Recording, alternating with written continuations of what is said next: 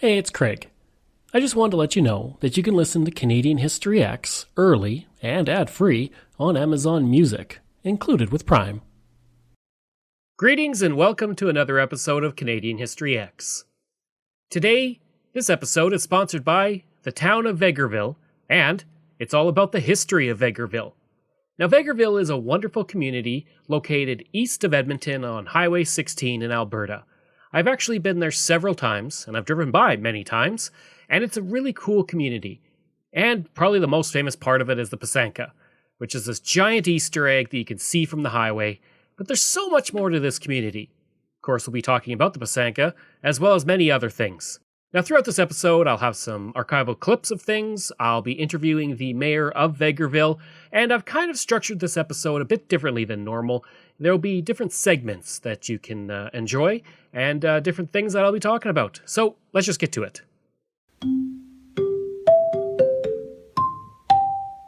The early years.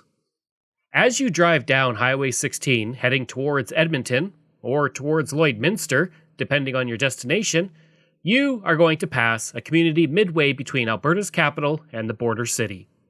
You will also start to see a lot of signs advertising something called a Pysanka, but more on that later. The town is Vegreville, and its history goes back to before Alberta was a province, and it's a fascinating history. The area around Vegreville is said to be a land of legends, and was very important to the Indigenous who moved through the area for centuries. One interesting aspect of the landscape is Akusu Hill, located 10 kilometers east of Vegreville. It rises to 736.4 meters, making it the highest geodetic elevation between Obed Summit and the Canadian Shield within the Boreal Plains. The oral histories of the Indigenous state that bands used to come to this landmark and use it as a rest stop thanks to the lake. It is said it was a place for souls that were in need of inspiration.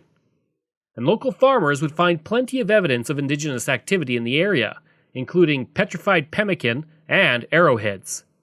The name Akusu means sick, and it's not known where the name came from for the hill. Some theories say that the local Indigenous would go to the top of the hill to pass on, and others attribute it to a smallpox epidemic that swept through the area in the 1870s. Charles Napier Bell would write in his diary that the hill was referred to as Sick Man Hill.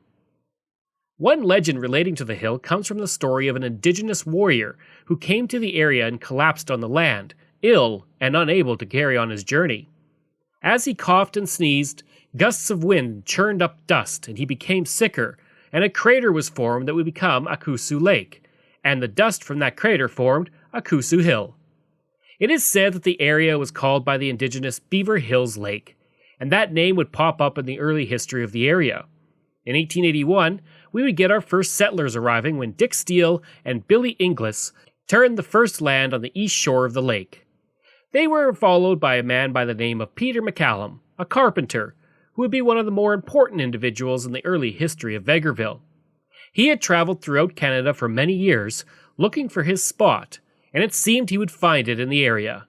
He quickly saw the potential of the area and began to write to his friends back in Ontario, urging them to come to the district.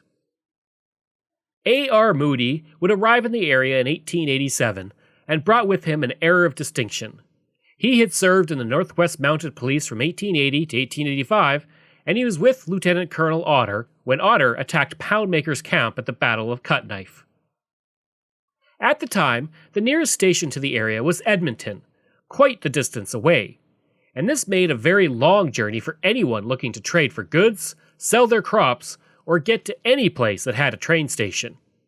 The area would continue to grow, though, as settlers passing through started to see the potential of the land.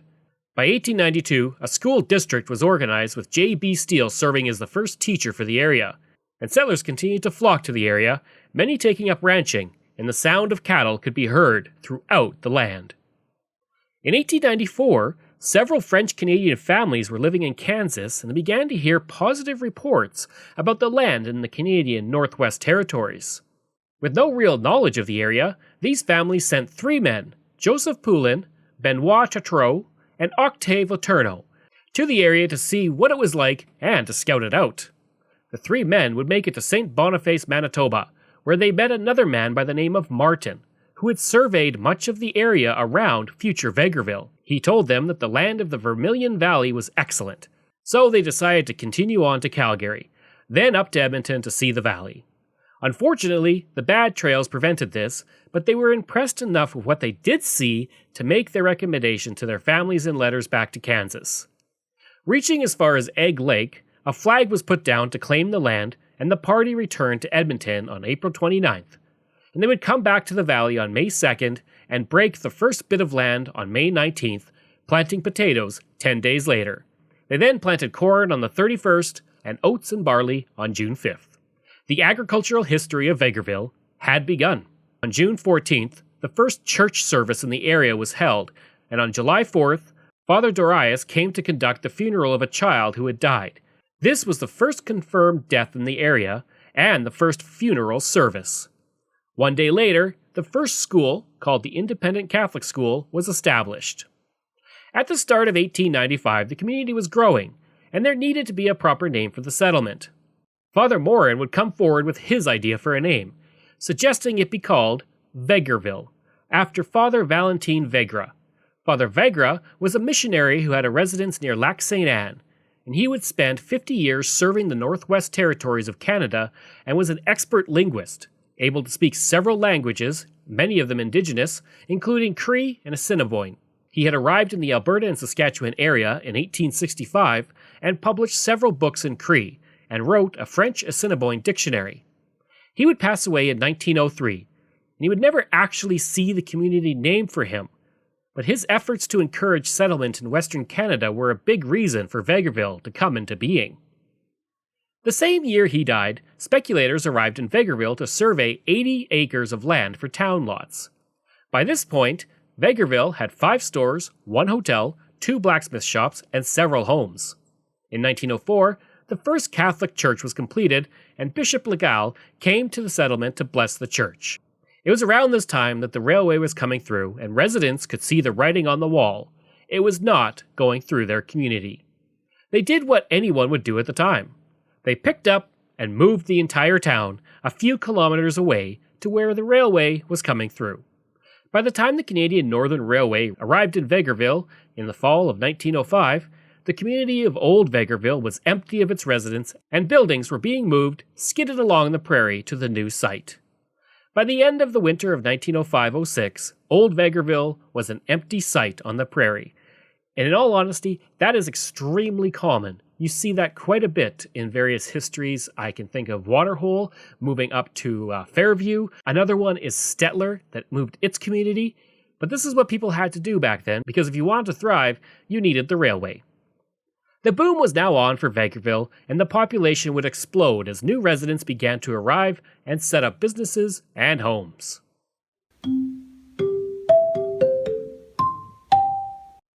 The post office. When settlers first came to Vegreville, or at least the area that would be Vegreville, the nearest post office was found at Beaver Lake, 20 kilometers away. During that time, Jean Poulin handled the mail and would take a trip to pick it up twice a month, far from the daily mail we enjoy today. As was stated before, the post office would arrive just as the 19th century began to close out and the 20th century dawned. When Vegreville moved to its new location, a post office was set up and operated out of the 5 cents to $1 store, before it would eventually move to the Dobbins building. By the 1920s, the community was growing at such a rate that work had begun on a new post office in 1929, with the new building costing $60,000 to build, but serving as the central meeting spot for decades to come when it was finished. And you can still see this building in downtown Vegreville as part of the walking tour, something I'll get to later.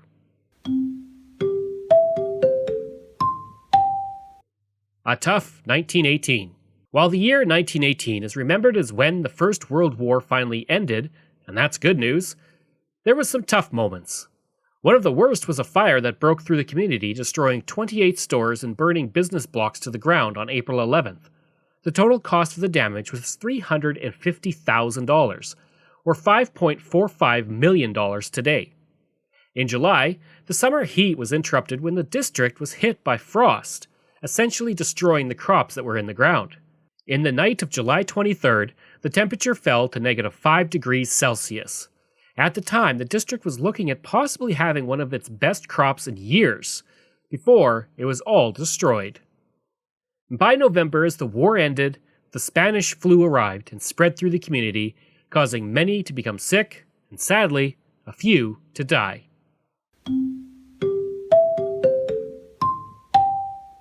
St. Martin's School. The Daughters of Providence arrived in Vegreville from France over a century ago and formed St. Martin's Catholic Separate School District. In 1907, the first students began to arrive, and they attended classes in the church rectory. In 1908, the Convent of Immaculate Conception was built and served as the living quarters for the sisters, as well as a school. In 1914, a school was built, and that school exists in the community to this day as St. Martin's Catholic School.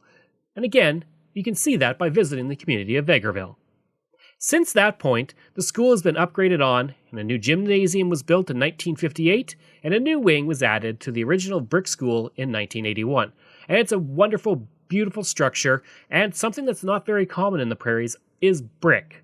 So when you see a building like this, it's important to check it out because it's actually got a really cool and long history.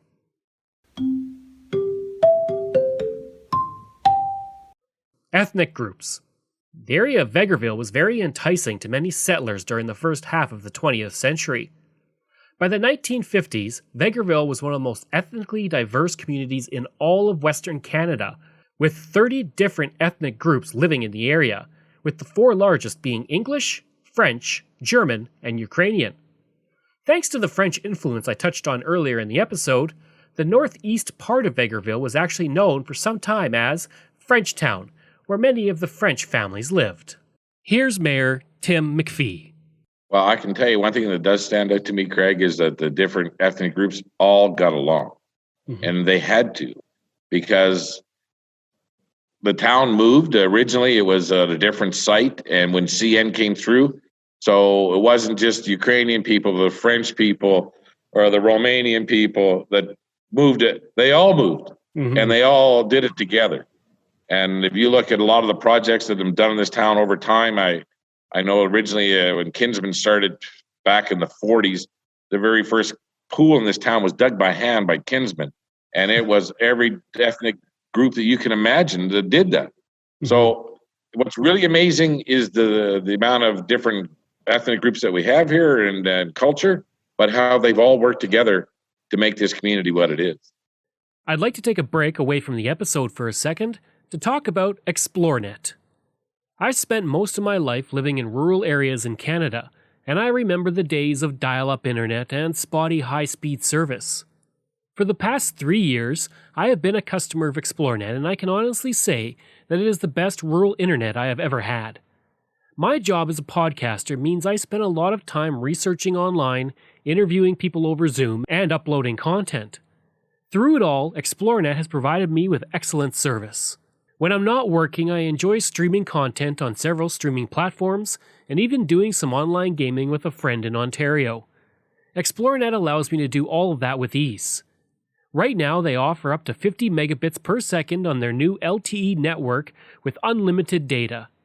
Their service has only become faster and better since I first signed on.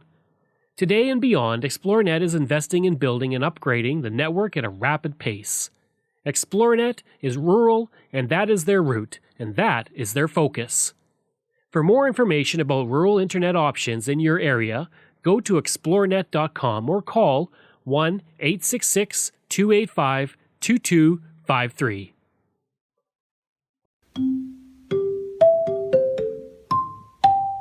The railroad. The arrival of the railroad was always a huge event for a new community, and Vegreville was no different. Before the railroad arrived, as I said before, settlers had to travel to Edmonton for goods and to trade their crops.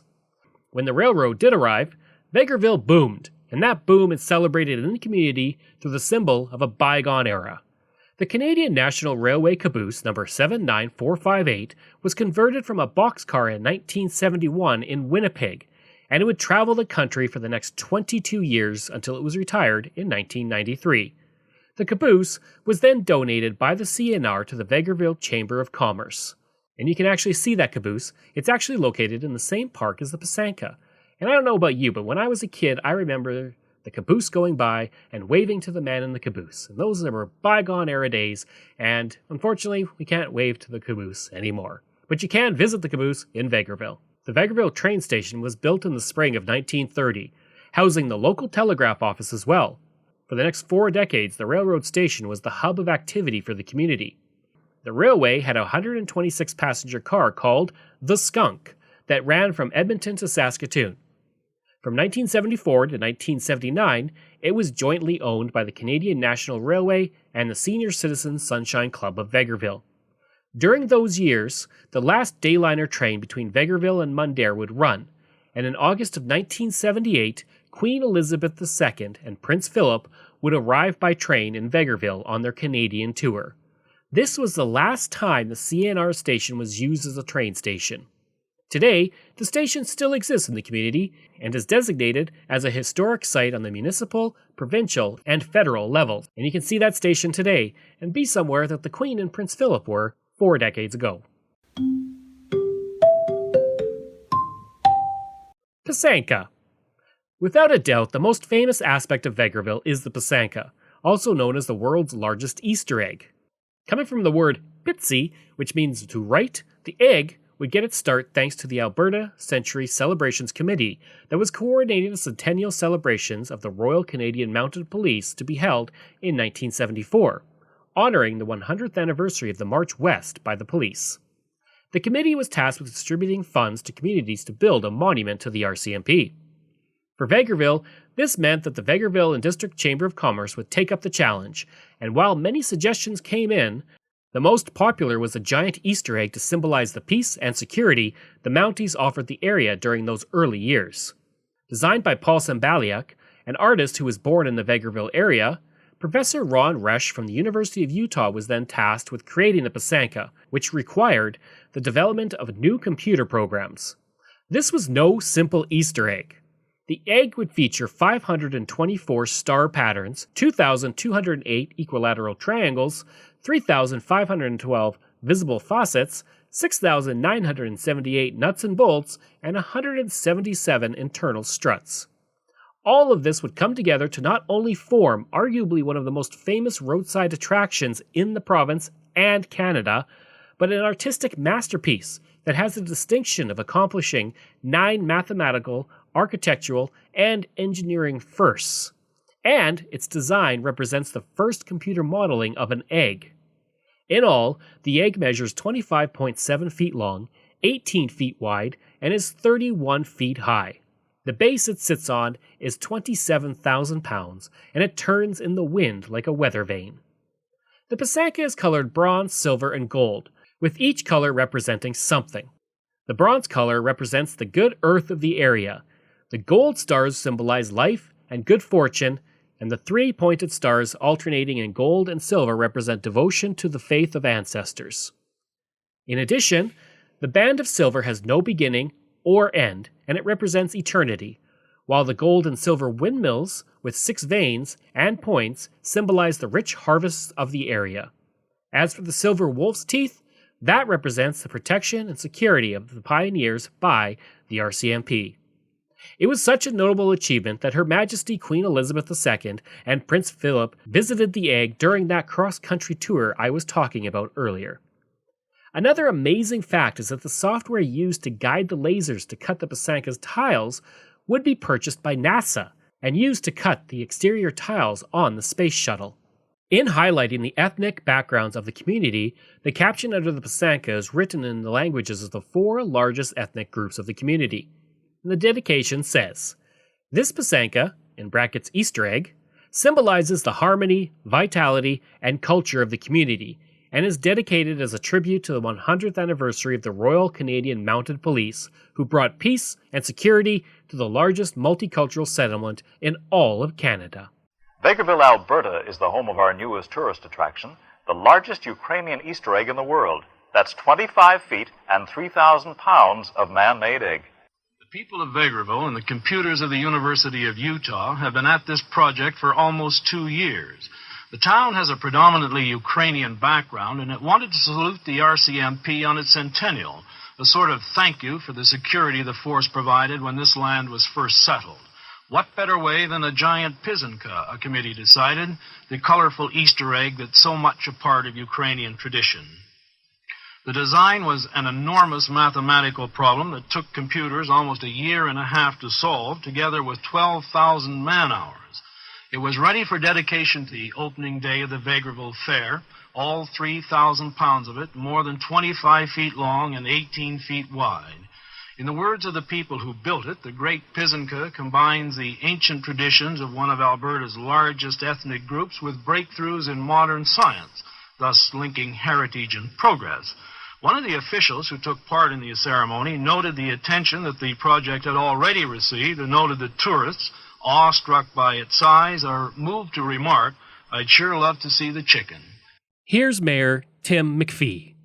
Well, when the Chamber of Commerce decided they were going to put some sort of monument together, and that was what they came up with, was a decorated Easter egg from Ukrainian heritage.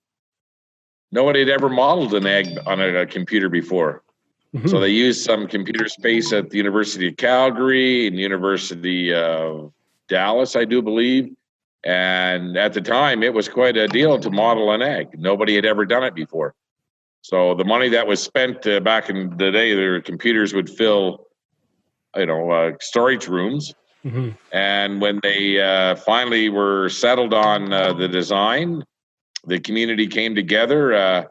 The builders themselves I wasn't here at the time, of course, but I've read quite a bit of the history, and it is quite amazing. And Alberta Power at the time had a lot to do with it. They were using their pole trucks to set pieces in and makeshift scaffolding. And to see it, if everybody was to look at it, to see it, all these triangles snapped together to build that egg. So it was really a feat. Colors that are in it are very unique too. They mean prosperity and growth, and it all has meaning.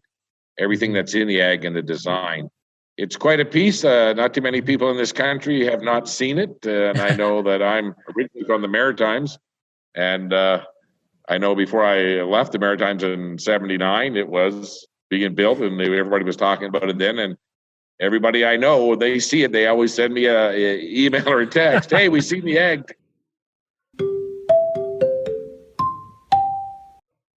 The Vegreville Museum. When you go to any town, one of the best places to visit to learn about its history is the local museum, and the Vegreville Regional Museum is an excellent one that chronicles the history of the area going back to 1890. It also features an exhibit honoring Donald Mazankowski. While Donald Frank Mazankowski was not born in Vegreville, his impact on Vegreville would be immense. Born in Viking, he would be elected to the House of Commons in 1968 for the Vegreville riding. For the next 25 years, he would serve the community faithfully, becoming the Minister of Finance from 1991 to 1993, and serving as the Deputy Prime Minister of Canada from 1986 to 1993. While he was offered a seat on the Senate, he declined, but he would receive the Order of Canada in 2000 and was inducted into the Alberta Order of Excellence in 2003. Here's Mayor Tim McPhee. Well, it showcases all the history of this area. So it's amazing, the artifacts that they have, personal artifacts that have been donated. There is quite an assortment of older farming equipment outside. People feel that they need to drop it off for some reason. But and there's rooms, certain rooms that are dedicated. There's the Mazankowski room, and it's a lot to do with Don Mazankowski and his career as an MP and Minister of Everything and Deputy Prime Minister. And then there's some other stuff in there that even the Aboriginal people from this area, and there's been arrowheads and stuff found around here. And of course, we're in Treaty 6 land here, so there's certain spots for that. So it's quite a mix at the museum right now. Quite a bit. There's one little section there that dedicates to the very first switchboards in Vegreville, and then how the automation and technology improved to the point where they didn't actually have to pull the wire personally. It was they just pushed a button and it went there. Our Lady of the Highway. Nearby to Vegreville, you also find the Our Lady of the Highway Shrine, sculpted from Italian white marble Behind the statue, you'll also find the marked stones that display the Stations of the Cross, and it's well worth a quick stop as you drive through. Historic Downtown. In Vegreville, you can learn the history of the community through its historic walking tour, which takes you through the historic downtown of the community as you learn its history. On the walking tour, you will come across the post office, which I mentioned previously. Unlike many communities in rural areas, Vegreville has a theater that has existed since the dawn of motion pictures. The Capitol Theater, once called Vimy, was opened in 1919 and today is a twinned movie house. Murals in the community highlight the history of Vegreville as well. At the previous location of the Prince Edward Hotel, which is now the Rendezvous Rotary Park, there is a mural that has the flags of Germany, Quebec, Ukraine, the United States, and Britain on it, along with the images of the people from the past, including Father Valentin Vegre, the namesake of the community. The second mural is of the HMCS Vegreville, which depicts the minesweeper that was built in 1941 and that operated during the Second World War. The ship saw action at the Battle of the St. Lawrence, the Battle of the Atlantic, and the invasion of Normandy, and it was broken up in 1947 for scrap. So if you go to Vegreville, I would highly recommend that you check out the walking tour to really get a sense of the amazing history of this community. Many of the places that I've already mentioned are on this walking tour, and you can see them firsthand. Here's Mayor Tim McPhee. Well, it's kind of a unique shopping area. There is probably a few knick-knack stores. There's a Ukrainian store there. There's a framing store.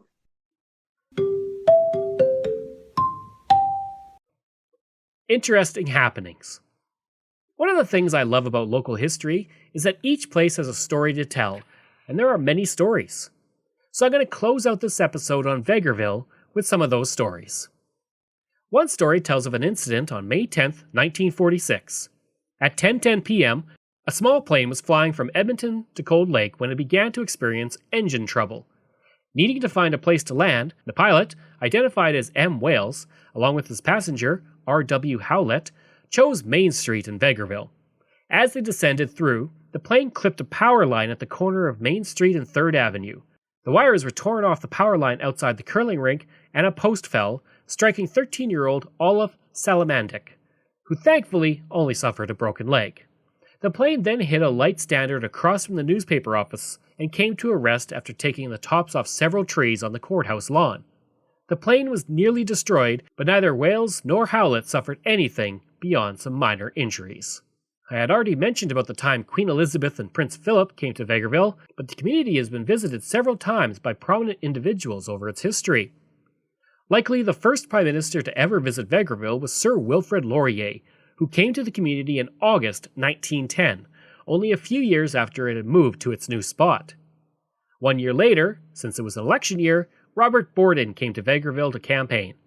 While Borden wasn't Prime Minister yet, he would soon be elected, serving from 1911 to 1920. In October 1924, Prime Minister William Lyon Mackenzie King, along with several members of the cabinet, came to the community and met with Mayor A.W. Fraser. On August 8, 1951, Prime Minister Louis St. Laurent arrived in the community where he met with as many residents as he could. He then went to the Elk Island Park, where 30,000 people had gathered to hear him speak and officially open the Ukrainian Museum located there. In May of 1962, Prime Minister John Diefenbaker came to the community on May 25th. He received a very warm welcome as he went down Main Street with his wife to the Queen Elizabeth School. Once he arrived there, 1,000 children sent up a cheer for him, and he spent some time talking with the children while at the school. Here's Mayor Tim McPhee. I think more than anything, it's the culture that Vegreville is known for, and the people, how proud they are and how they've supported their culture over the years.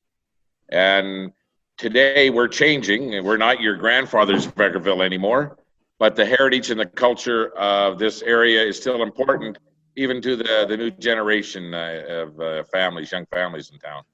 So we've always been associated with the Ukrainian culture here, and been very proud of it, the citizens of this community. And we're just taking it one step further. I think we're not just a place you go and visit your grandparents anymore. I hope you enjoyed that look at Vegreville. It's a really cool community. It's a friendly community, and it's got just a wonderful history outside and in, from Akusu Hill to the Psanka to the historic walking tour with all those amazing buildings. It's definitely a community I would encourage you to check out. If you did enjoy the episode, I would encourage you to give a like and review. You can also reach me at craig@canadaehx.com, and you can see hundreds of articles on my website at canadaehx.com. You can also support the podcast by going to Patreon. Just go to patreon.com/CanadaEHX. Thanks, and we'll see you again next time.